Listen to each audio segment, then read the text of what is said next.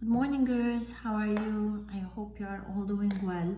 So, as I've said, I'm going to send you explanation for the lessons on a daily basis.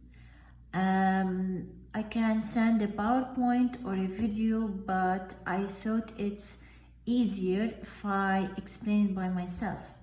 So please, at the end of the video, tell me, give me your feedback. Tell me if you understand, if you find it beneficial. And of course, if you still have any question or if you don't understand, don't hesitate to ask me and I'll find another way to explain, okay?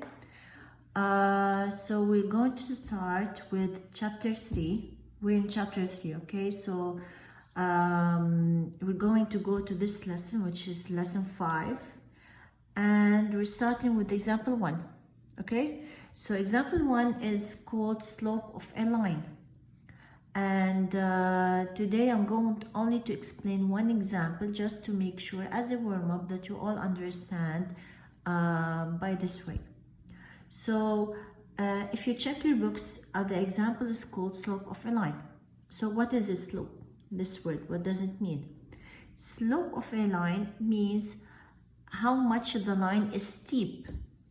For example, if you have a line like this, so it's very steep.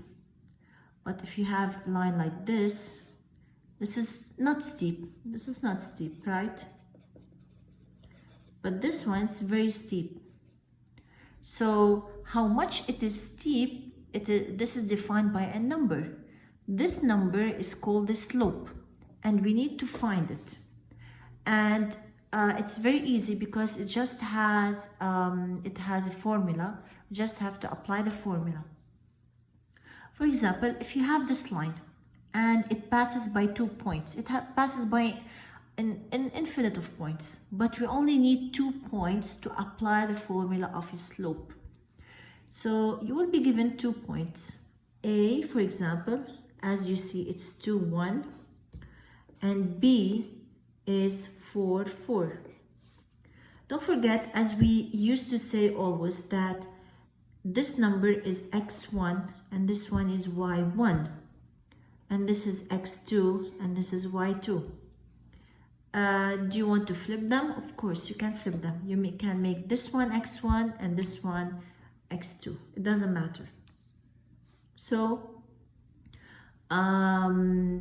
the slope formula says the slope, we will refer to it by a letter M, okay? So M is what? It is, the formula says, it's y2 minus y1 over x2 minus x1. That's the formula. y2, what is y2? It's 4 minus y1, which is 1, over x2, which is 4 minus 2, 4 minus 2, x2 minus x1. Now let's continue. 4 minus 1 is 3, 4 minus 2 is 2, and that's it. This is how you get the slope of a line. Okay, let's try, for example, if you have a line going in another direction, like this one, for example. You have A is negative 3, 0, and B is negative 2, negative 3. So as we said, M is equal to y2 minus y1 over x2 minus x1. You might ask, can I put x on the top and y down? No, you cannot do that. This is the formula, we have to stick to it. Don't forget that this is x1, y1, and this is x2, y2. So let's replace them. y2 is negative 3 minus y1 is 0, okay, over x2 is negative 2 minus x1, which is negative 3. So I have here negative 3.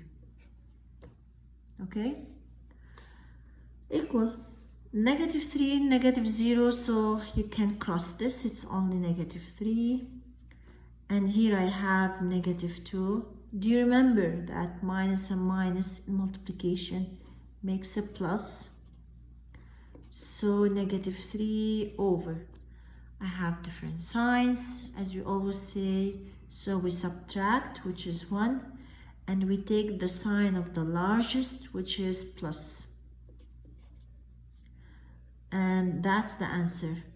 You know, 3 divided by 1 is 3, so basically this is the slope. Okay, and that's it. This is the formula. Just have to replace each number in its place. Now take a note that you might ask me, okay, Miss, what if we have a line like this? What if the line is like this? Okay, what is the slope of this?